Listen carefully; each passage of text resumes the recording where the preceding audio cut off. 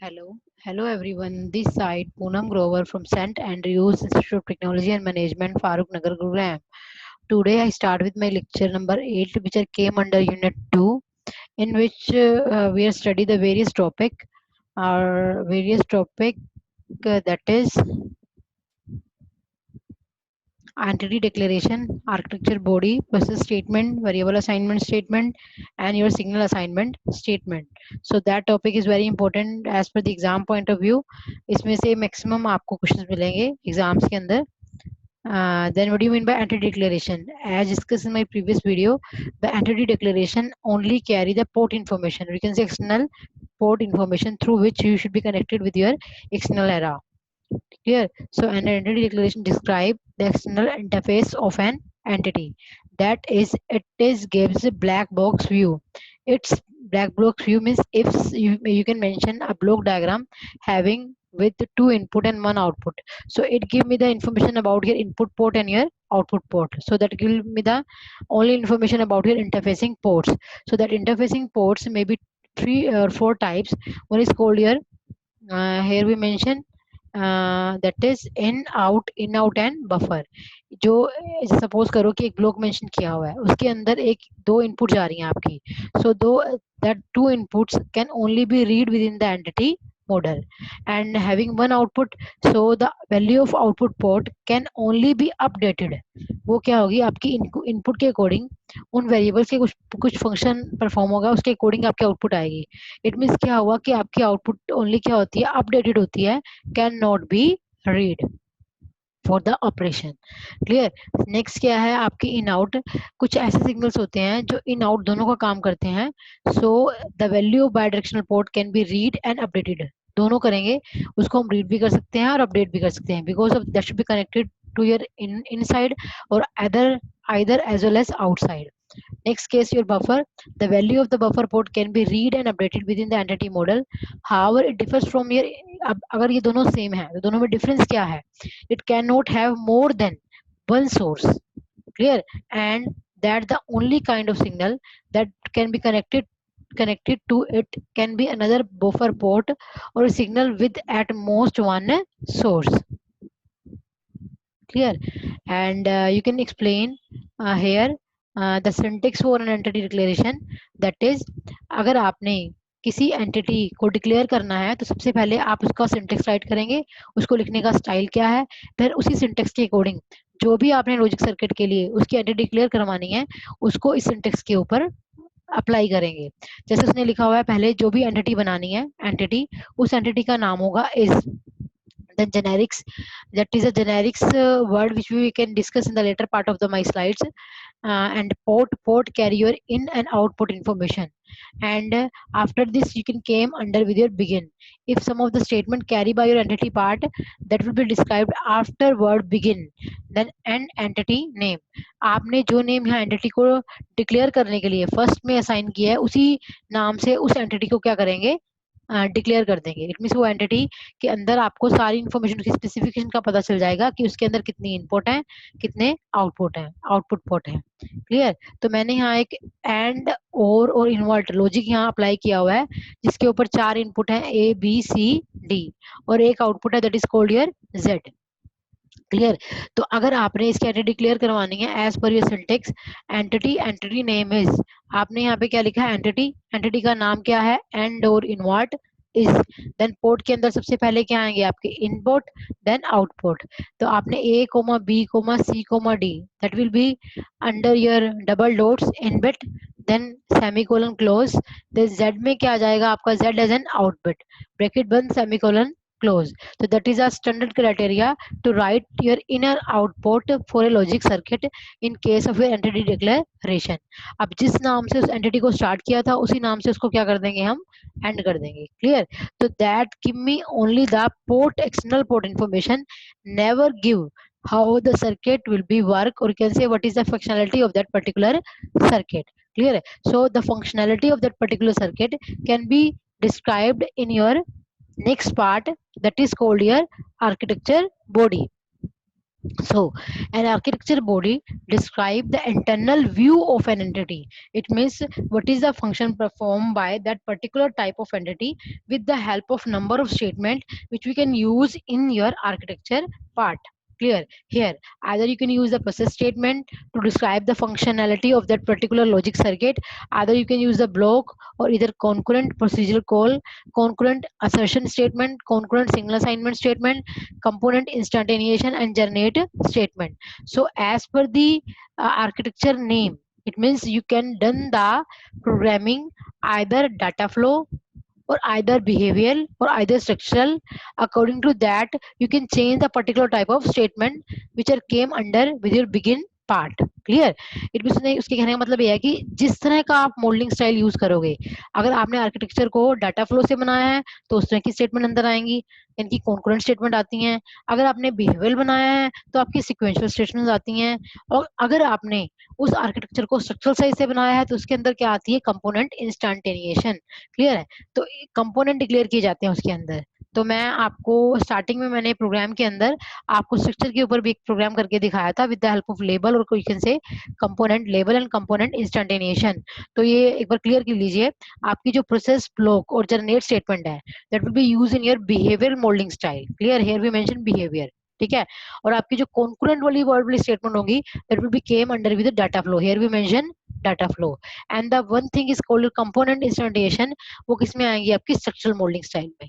So as per the modelling style used in to draw that particular, you used to design that particular logic circuit, we can change the architecture name as behavior modeling style, as data flow modeling style, or as structural modeling style. So it describe, so by the use of this behavior modeling style, we can generally use the behavior modeling style because the behavior modeling style use the sequential statement. So the sequential statement which can came under with your process statement, ठीक है?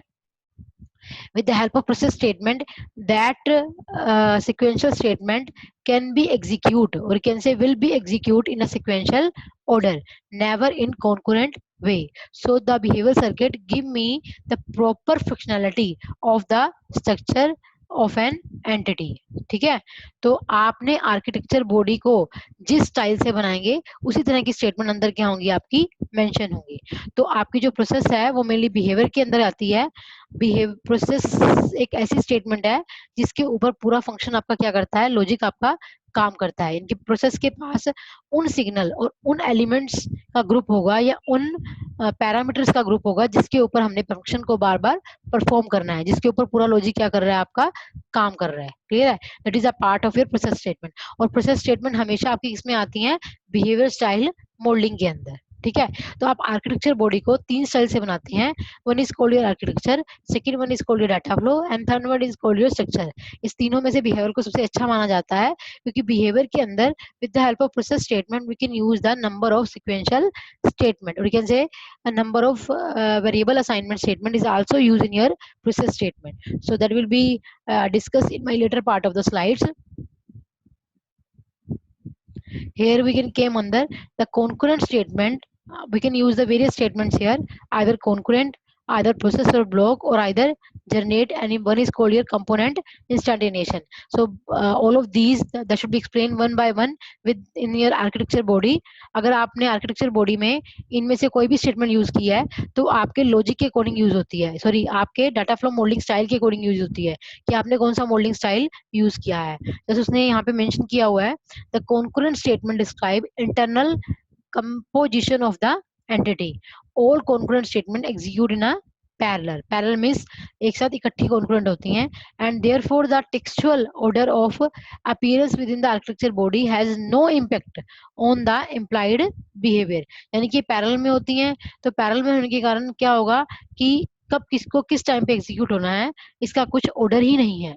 तो order ना होने की वजह से उसमें कई बार कौन सी डिस्कमिंग आ जाती है, that is called here you can say propagation delay.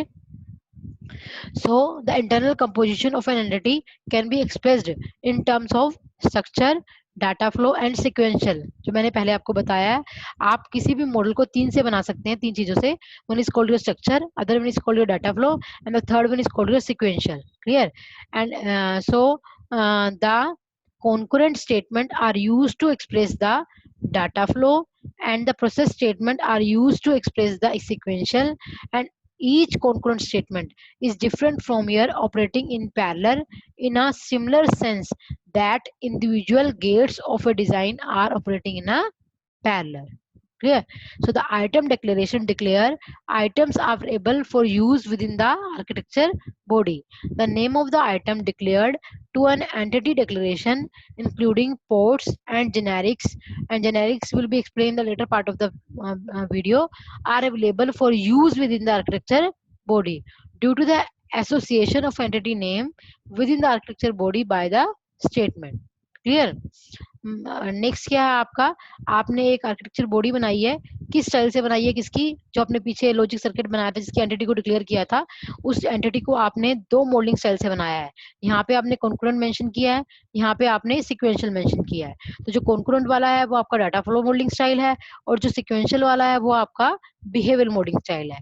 तो सिक्वेंशियल के अंदर आपने बोला कि सभी की सभी पैरेलली एग्जीक्यूट होती हैं। पैरेलली मींस आपने एज पर द लॉजिक आपका कैसे काम कर रहा है, आप क्या लिखेंगे, not of A and B और सी एंड डी। तो वही मेंशन यहाँ पे मैंने मेंशन किया हुआ है यहाँ पे as per the statement, note of किसका, ए और बी का, यानी कि इस फर्स्ट ब्रैकेट के थ्रू आपका ए और बी फंक्शन क्या होगा, एंड होगा।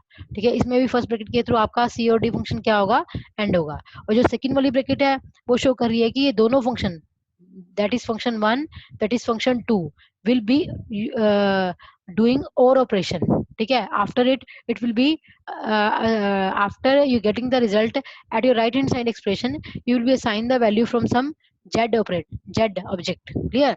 तो इसमें क्या है, हर चीज पैरेलल में चल रही है। ठीक है, उसका कोई सीक्वेंस नहीं है कि सी एंड डी ने पहले ऑपरेशन करना है या ए एंड बी ने करना है। अगर फिगर को देखें तो सबसे पहले आपका क्या होना चाहिए, ए एंड बी होना चाहिए, फिर सी एंड डी होना चाहिए, फिर दोनों का क्या होना चाहिए, और होना चाहिए। That is a concurrent statement in which the order is not fixed, but in that case sequential statement, that is a part of your behavioral modeling style. So here we use one common word that is called your process. ठीक है, as discussed in my previous video, process जो है that is a main role play करता है in case of your sequential style modeling, और you can say behavioral modeling style। process के अंदर वो एलिमेंट की कलेक्शन होती है जिसके ऊपर बार बार प्रोग्राम अकर होना होता है, प्रोग्राम ने काम करना होता है। तो एज पर दी सर्किट को देखें तो हर बार आपका ए बी और सी डी लॉजिक के ऊपर बार बार काम हो रहा है, उसके अकॉर्डिंग आपकी नेक्स्ट वाली आउटपुट क्या हो रही है, जनरेट हो रही है। ठीक है, तो मैंने प्रोसेस के अंदर 4 पैरामीटर डाले हैं, 4 सिग्नल डाले हैं, that signal is called your A B C D. ठीक है, और जो बीच वाली चीजें आपने यहाँ सर्किट के अंदर मेंशन नहीं की हुई हैं, यहाँ पे that will be declare as an variable. क्यों डिक्लेयर की है, क्योंकि ए बी सी डी चारों बिट टाइप के हैं, और अगर चारों बिट टाइप के हैं तो हर बार इनका फंक्शन चेंज होगा, तो बीच वाले जो पैरामीटर आएंगे वो भी चेंज होते रहेंगे, उसके अकॉर्डिंग आपकी आउटपुट क्या मिलेगी, हर लॉजिक के अकॉर्डिंग यहाँ पे डिफरेंट मिलेगी एट डिफरेंट टाइम के ऊपर। क्लियर? ठीक है, तो आप क्या करेंगे, यहाँ पे इसको आपने टेम्प 1 का नाम दे दिया, इसको वेरिएबल टेम्प 2 का नाम दे दिया। क्लियर है? ठीक है, तो टेम्प 1 में आपको देखा जाए तो क्या जा रहा है, ए एंड बी, और टेम्प 2 में सी एंड डी।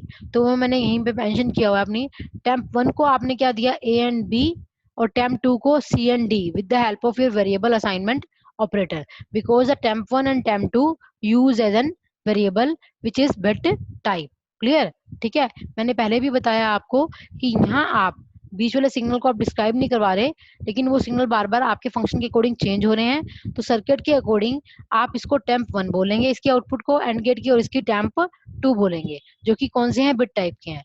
जब दोबारा फंक्शन लगेगा और का, तो आप वैल्यू तो टेम्प 1 में ही करवाएंगे, लेकिन टेम्प 1 क्या होगा आपका, ए एंड बी और with your C and D. Clear? ठीक है, नेक्स्ट टेम्प 1 में क्या हो गया, दोनों का और हो गया, और होने के बाद जो फाइनल वैल्यू आई, इट मींस टेम्प 2, अगर इस स्टेटमेंट को देखें, temp 2 done the operation of or with your temp 1, it means that temp 2 move into your temp 1 for your oring operation. तो रिजल्ट कहाँ पे आएगा आपका, अगर टेम्प 2 चल के टेम्प 1 में जाके और करे, ठीक है, और ऑपरेशन डन करे बिट बाय बिट, तो आपका रिजल्ट टेम्प 1 में ही आएगा। उस टेम्प 1 को आप किसको दे दोगे, अगेन टेम्प वन को असाइन कर दिया, फिर लास्ट में जो रिजल्ट आता है और का, that will be assigning to your z operator with the help of your single assignment operator. So here we use the two statement. One is called your variable assignment operator and the second one is called your single assignment operator. So the symbol here we use the variable operator, variable assignment operator, and here we use the signal assignment operator. So that two operator will create a differential between your you can say variable assignment statement, or you can say your sequential statement. And the last, आपने जिस process को start किया था उसी process को and कर दिया, then and AI sequential. आप देखो, अगर आपने प्रोसेस में नहीं बताया, process is a part of your sequential or you can say behaviour. Process की हेल्प से आपकी हर एक स्टेटमेंट क्या होगी, सीक्वेंस वाइज क्या होती है, एग्जीक्यूट होती है, जो कि इसमें नहीं हो रहा है. इसमें हर चीज क्या है, पैरेलली है. तो पैरेलली होने की वजह से that will be create a little bit confusion कि how you can execute that particular type of operation. ठीक है. तो but in case of sequential modelling style, every logic should be clear. First you can done the a and b, after it you done the c and d, and then you done the or, and after you doing the not operation, after getting the final result you will be assign the value to your z operator with the help of your single assignment operator. Clear? ठीक है. Next हम आएंगे process के अंदर. Process का थोड़ा सा function मैंने आपको प्रीवियस साइड में बताया है, थोड़ा डिटेल में बताऊंगी. Process is a main part of your sequential statement. We can say in behavioural modelling style, according to process that will be more clear the proper functionality of then of any circuit which are execute with the help of your sequential statement. तो process के अंदर क्या होता है, process के जो अंदर के पैरामीटर होते हैं, तो हमने पिछले एग्जांपल में अंदर के पैरामीटर को क्या बोला है, ए बी सी डी. तो हमारी सेंसिटिविटी लिस्ट का पैरामीटर क्या होंगे, A B C D. Clear. अब प्रोसेस के अंदर कौन सी स्टेटमेंट आती है, वेरिएबल और सिग्नल, जो कि मैंने आपको पीछे क्लियर किया है. दैट इज अ कॉल्ड, जो तीन स्टेटमेंट है ये आपकी वेरिएबल असाइनमेंट स्टेटमेंट है with the help of your variable operator, और ये वाली कौन सी है, आपकी signal assignment operator with the help of your signal assignment operator. ठीक है. तो आपने इन स्टेटमेंट्स के थ्रू लाइक प्रोसेस के अंदर या तो आप वेरिएबल असाइनमेंट स्टेटमेंट यूज कर सकते हैं, या सिग्नल, या वेट स्टेटमेंट, या if statement, case statement, loop statement, या फिर नल स्टेटमेंट. ठीक है जी. तो ये सारी स्टेटमेंट्स जो हैं that create a more clarity among your functionality of the circuit. या फिर आप इसके अंदर कुछ और भी इंस्ट्रक्शन मैंने मेंशन की हुई हैं. Next statement, assertion statement, procedural call statement and return statement. तो ये स्टेटमेंट्स जो हैं हम next later part of the video में वन बाय वन स्टडी करेंगे, लेकिन मैंने इन दोनों के बारे में आपको बताने की कोशिश की है. What do you mean by variable assignment operator and what do you mean buy signal assignment operator. ठीक है. तो उसने ये भी लिखा हुआ है कि a set of signal that the process is sensitive to be defined by sensitivity list. यानी कि सेंसिटिविटी लिस्ट कौन सी होती है, जो आपके पैरामीटर जो सिग्नल होते हैं वो ज्यादा सेंसिटिव होते हैं, जिसके ऊपर पूरा फंक्शन क्या करता है आपका डिपेंड करता है. उन पैरामीटर का क्या है, ये प्रोसेस जो के अंदर जो सेंसिटिविटी लिस्ट है, that is a collection of signal on which, it means that is a very sensitive, you are very sensitive as per the process. Clear. And also the sequential statement within the process are executed. ठीक है. और यही चीजें हम सी और pascal वगैरह इसी programming के अंदर इस तरह की चीजें यूज की जाती हैं. ठीक है. तो इसमें भी क्या लिखा हुआ है, the accomplished by executing statement, पहले फर्स्ट एग्जीक्यूट होगी, then second, then third, then fourth, और उसके बाद क्या हो जाएगा, द प्रोसेस सस्पेंड, और you can say wait simulation for some duration. जब उसकी फाइनल एग्जीक्यूशन आ जाएगी तो प्रोसेस किस पे चला जाएगा, सस्पेंशन पे चला जाएगा फॉर सम ड्यूरेशन के लिए, ताकि अनदर प्रोसेस क्या हो सके, उसके अंदर आके रेडी हो सके. अब हम थोड़ा डिटेल में करते हैं. What do you mean by, जो प्रोसेस के अंदर आपकी फर्स्ट स्टेटमेंट थी वेरिएबल, सेकंड वन थी आपकी सिग्नल. तो आज मैं आपको ये दोनों एक्सप्लेन करूंगी. What do you mean by variable assignment operator and what do you mean buy signal assignment operator. तो आपका वेरिएबल असाइनमेंट ऑपरेटर क्या है, variable can be declared and used inside the process. A variable is assigned a value using the variable assignment operator. यानी कि variable के अंदर एक variable assignment operator use होता है, ये वाला, that is dot dot equal to. इसमें यहाँ कुछ एक्सप्रेशन होगा, उसकी वैल्यू कंप्यूट होने के बाद किसको असाइन हो जाएगी, वेरिएबल ऑब्जेक्ट को इंस्टेंटेनियसली. ठीक है. तो ये चीज यहाँ मेंशन की हुई है. The expression is evaluated when the statement is executed and the computed value is assigned to variable object instantaneously. ठीक है. That is at current simulation time. ठीक है। तो उस प्रोसेस को एज पर दी वेरिएबल असाइनमेंट स्टेटमेंट के through मैंने एक एग्जांपल के थ्रू क्लियर करने की कोशिश की है। आपने जैसा कि प्रोसेस के अंदर ए डाल रखा है, तो ए आपकी क्या है, सेंसिटिविटी लिस्ट है। It means the A parameter is very sensitive under the process. Clear है। इसके ऊपर ही later part of the program में आपका फंक्शन क्या होने वाला है, परफॉर्म होने वाला है। नेक्स्ट मैंने उसे एज ए वेरिएबल डिक्लेयर करवाया और उसको इंटीजर टाइप की वैल्यू क्या करवा दी है, आपकी असाइन करवा दिया विद 0। ठीक है। अब बिगिन के बाद आपने जो एज ए सेंसिटिविटी लिस्ट के अंदर जो A parameter as a variable integer type का डिक्लेयर करवाया है, उसके ऊपर क्या होगा, कुछ ऑपरेशन डन होगा। Events on A plus 1, it means A के अंदर जो भी है उसके अंदर 1 क्या हो जाएगा, ऐड हो जाएगा। दोबारा से आप उसी वैल्यू को, इवेंट को दोबारा से डिक्लेयर करवा देंगे। क्लियर। तो आपने जो प्रोसेस शुरू किया था वही प्रोसेस क्या होगा, आपका एंड होगा। So at the start of simulation, the process will be executed. Clear? So at the start of simulation, the process is executed once.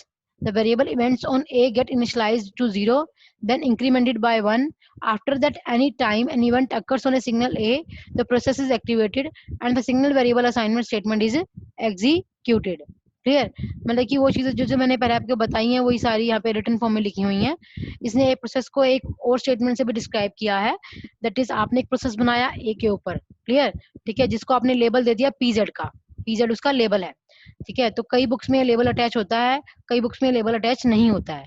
Books में मेंशन किया होगा, तो आपकी मर्जी है, आप उस प्रोसेस को किसी लेबल से डिस्क्राइब करना चाहते हैं। अगर आप लेबल लगाते हो तो उस पर्टिकुलर प्रोग्राम का जो आपने विजुअल के थ्रू बनाया है उसका फंक्शन और भी मोर क्लियर हो जाएगा। ठीक है। आपने उस प्रोग्राम के अंदर v1 और v2 जो दो वेरिएबल दिए हैं वो इंटीजर टाइप के दिए हैं, लेकिन आपने उसको कोई वैल्यू असाइन नहीं करवाई। क्लियर। वो सिंपली यहाँ पे बताया है कि आपके दो वेरिएबल है v1 v2 जो कि कौन से हैं, इंटीजर टाइप के हैं।